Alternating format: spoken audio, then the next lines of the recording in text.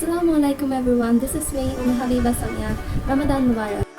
তো আজকে আবারও চলে আসলাম নতুন একটি ব্লগ নিয়ে। ব্লগটির নাম হচ্ছে ওয়ান ডে ইন রমাদান। আজকের ব্লগের মধ্যে আমরা সারাদিন কী করবো, কীভাবে ইফতারের আয়োজন করি, সব আপনাদের সাথে শেয়ার করব। Just be with me. যদি আমার ভিডিওটি ভালো লাগে প্লিজ লাইক কমেন্ট শেয়ার করে দিবেন। ওকে, লেটস স্টার্ট দ্য ব্লগ। সকালবেলা ঘুম থেকে উঠেই দেখি যে আম্মু অনেকগুলো কাজ করে ফেলছে। ঘরের কাজ শেষ, ঈদ আসতেছে, ঈদের কাজগুলোও করে ফেলছে। আমার শুধু একটু আয়না পরিষ্কার করা এবং অন্যান্য ছোট ছোট কাজ আছিল, ওইগুলো করছি। তারপর আমরা ইফতারের জন্য আয়োজন শুরু করলাম। আম্মু বুট সিদ্ধ করেছিল, বেগুন স্লাইস করে রেখেছিল। তারপর আমি আলুর ভর্তা বানিয়েছিলাম আলুর চপের জন্য।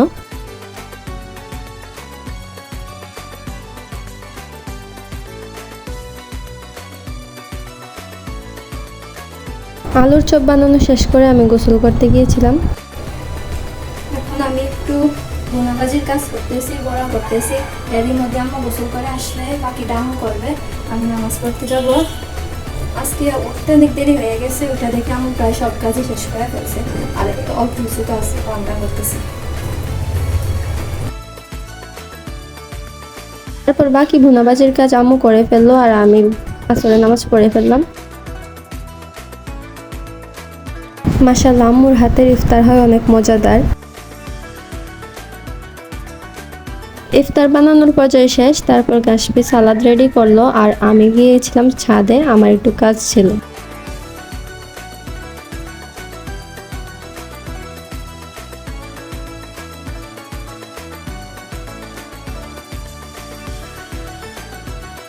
এই দিক দিয়ে আমাদের এলাকার আবুল মিয়া নামের একজন লোক আছে, তিনি এখানে ঈদের বাজার মানে বিতরণ করেন আর কি।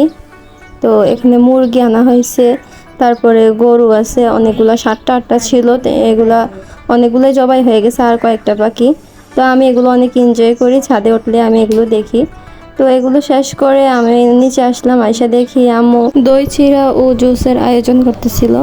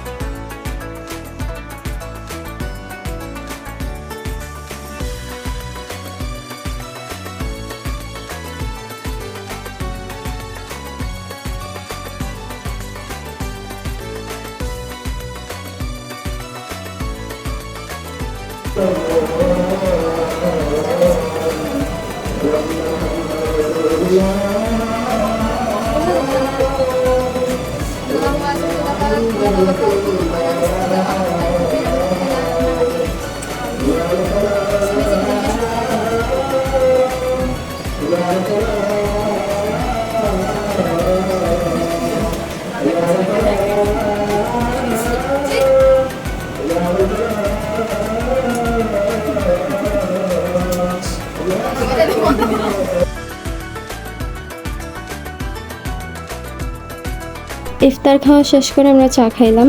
সো এভরিওয়ান, এটাই ছিল আজকের জন্য আমার ব্লগটি, one day blog of Ramadan.